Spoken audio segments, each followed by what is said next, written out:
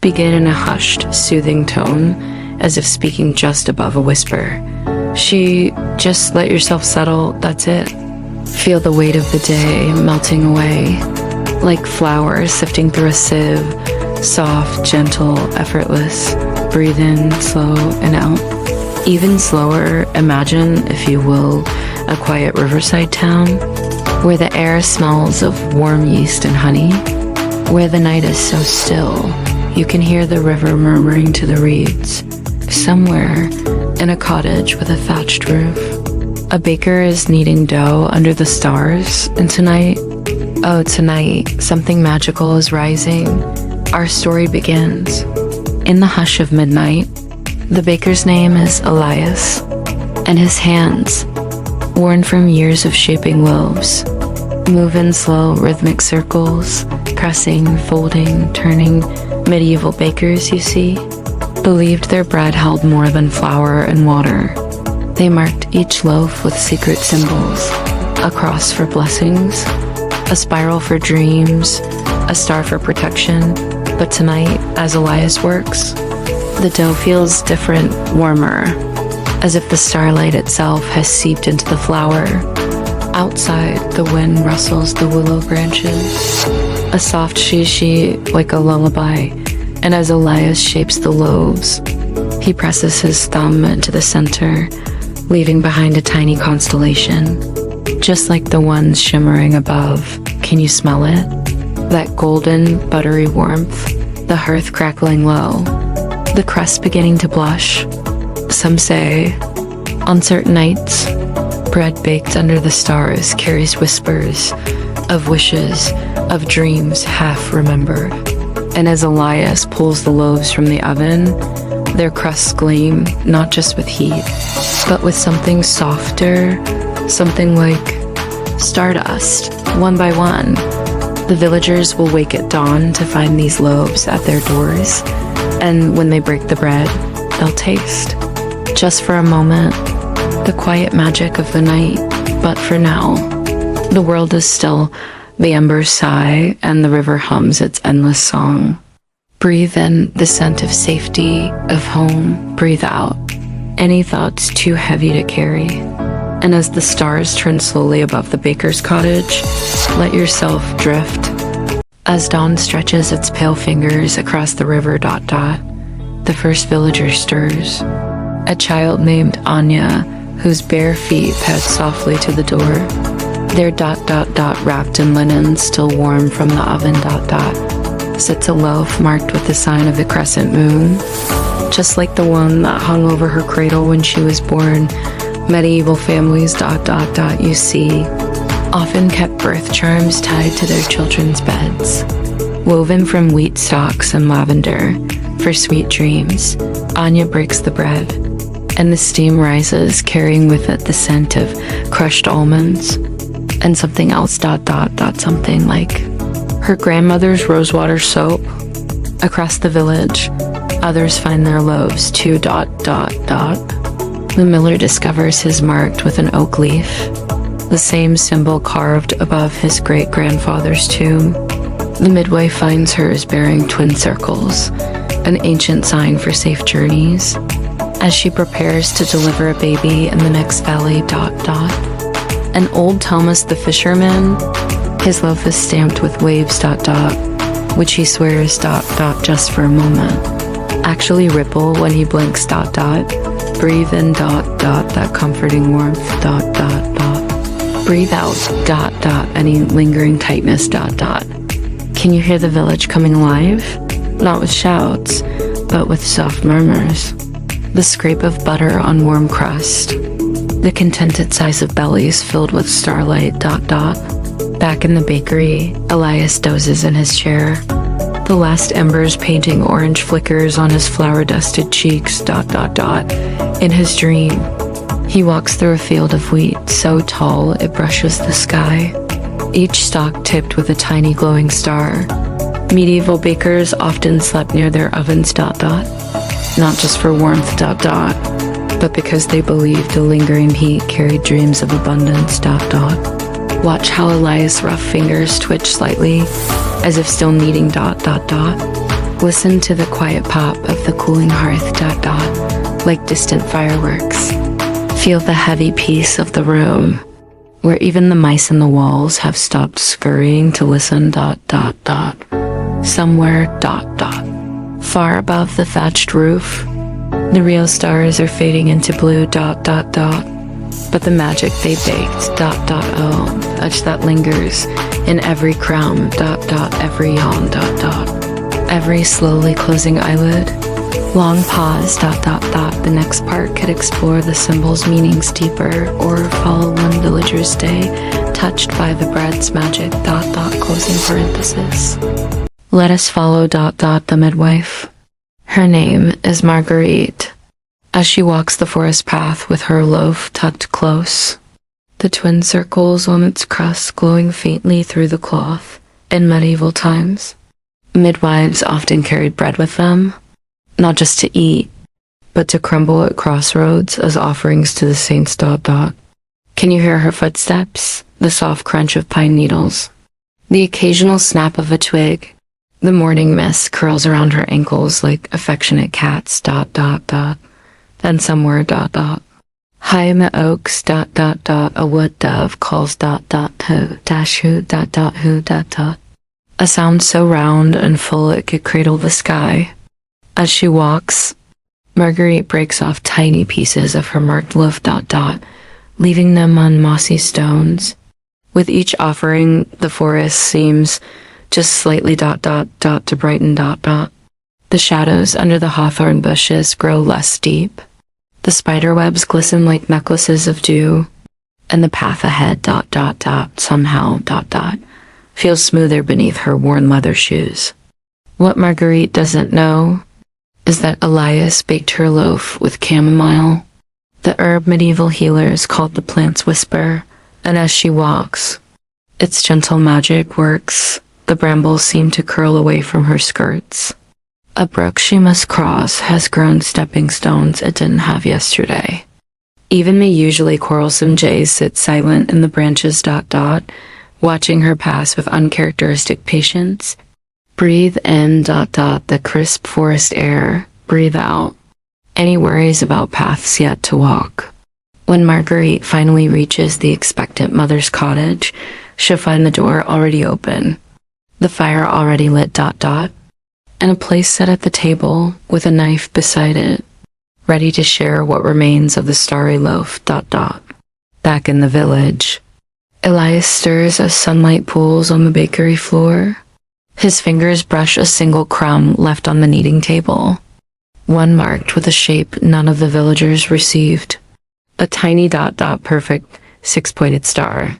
Some say bakers in the Middle Ages would save such charmed crumbs, dissolving them in wine to cure fevers, but Elias simply pops it in his mouth and smiles at the taste, like honey dot dot but deeper dot dot, like cinnamon but brighter dot dot, like the exact flavor of contentment dot dot.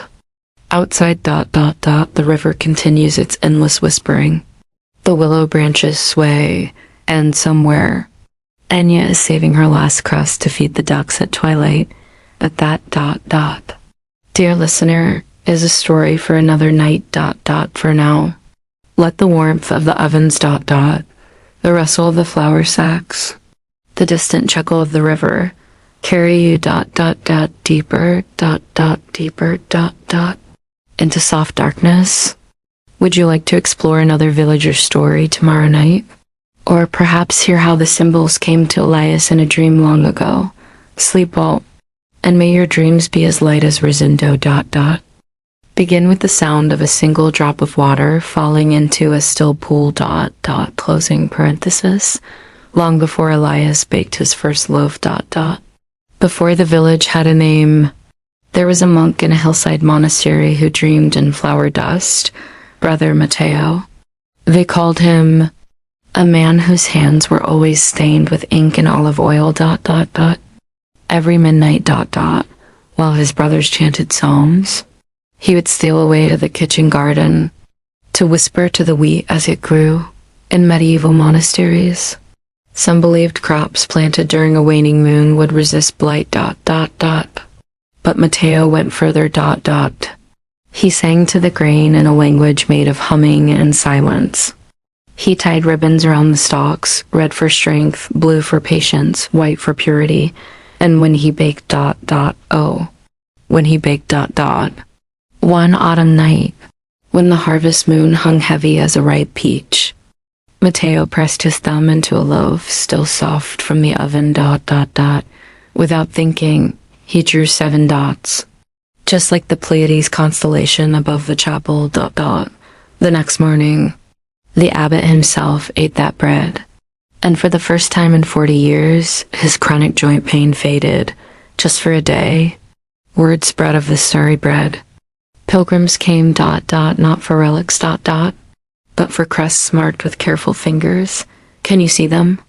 These hopeful souls waiting in the dewy grass, each receiving a slice bearing a spiral for troubled minds, a ladder for heavy hearts. A teardrop for those who grieved. Generations later, a young baker's apprentice named Elias. Found a water-stained page in a crumbling cookbook. Showing 12 symbols and their meanings. Half the ink had bled away, but he could still make out the oak leaf for endurance, the wave for adaptability, and the twin circles. The twin circles for safe passage. That night, Elias dreamed of a monk with flour in his beard, who placed a warm loaf in his hands and said. The magic was never in the marks, but in the hands that make them and the hearts that receive them. Single quotes. And when dawn came, the first thing Elias baked. Was a simple brown loaf. Marked with a single heart, which he left on the window sill. For the birds. Shall we discover where those birds carried the crumbs next time?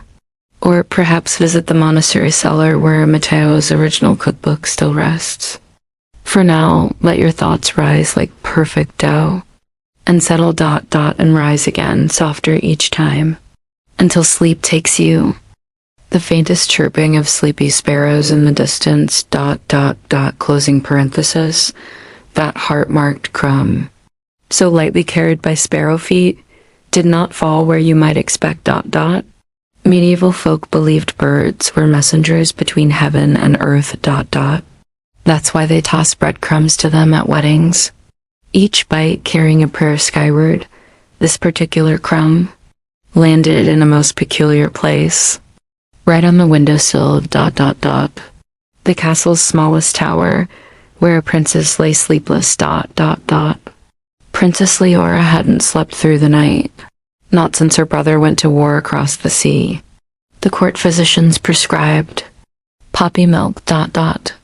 Warm Murray's milk, even a pillow stuffed with dove feathers. But this night, as moonlight painted silver stripes on her coverlet, she smelled something wonderful, something like her nurse's kitchen long ago, something like safety. When Leora lifted the crumb. It left golden dust on her fingertips. The exact color of her brother's childhood hair. Before the helmets and armor turned it dark with oil. She placed it under her tongue like the Eucharist, and for the first time in months, did not dream of battlefields, but of the olive grove where they played as children. Where the trees whispered in a language only siblings understand. High above the castle, the sparrows who brought the crumb now nestled together in the thatch. Their tiny hearts beating bump in perfect time with Leora's slowing breaths. Would you like to follow the sparrow's next journey at dawn? Or perhaps visit the olive grove in Leora's dreams? For now, let your eyelids grow heavy as rising dough. And your thoughts drift like flower dust in a sunbeam. Dawn chorus in reverse, single notes dropping away one by one. Closing parenthesis. When morning brushed its pale fingers across the castle towers, the sparrows stirred first, shaking stardust from their wings. One. The smallest with a crook claw. Hopped to where Leora still slept peacefully, and left something on her pillow. Not a crumb this time, but a single wheat husk, stolen from Elias' bakery yard, still smelling of earth and sunshine.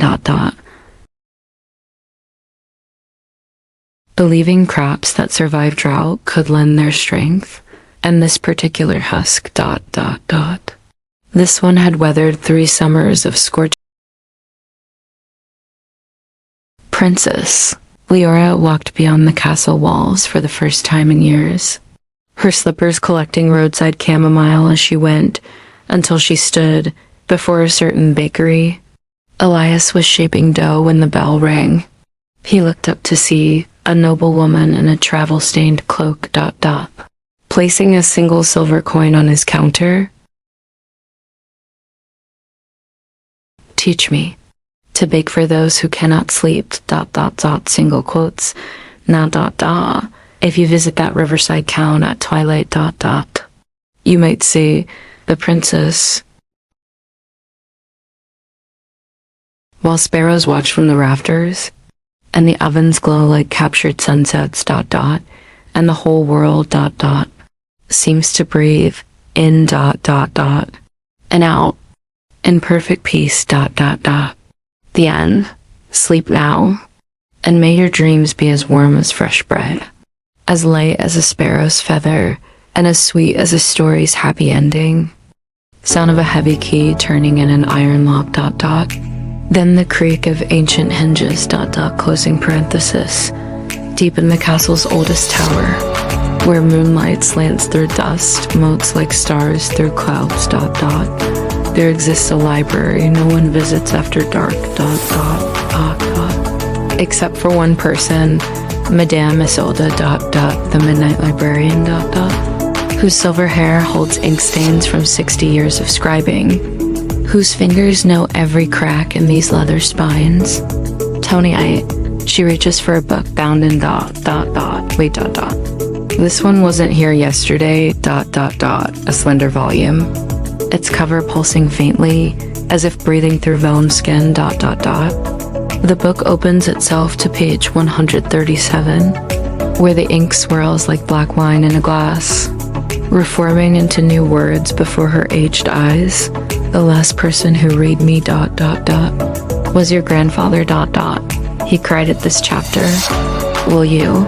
Medieval scribes sometimes added one drop of their own blood to the ink, binding their spirit to the words forever. Isolde's thumb brushes a certain smudge, and suddenly she's not in a library anymore. But standing in her grandfather's scriptorium, watching him weep over. Wait, the very same book, back in the present. Isolde's candle gutters.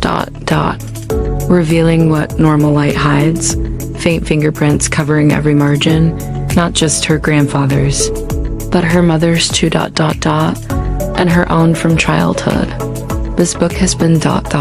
Waiting, patient as a spider in its web, for all 3 generations to touch this exact page. Now the words begin to peel themselves off the parchment, floating in the air like.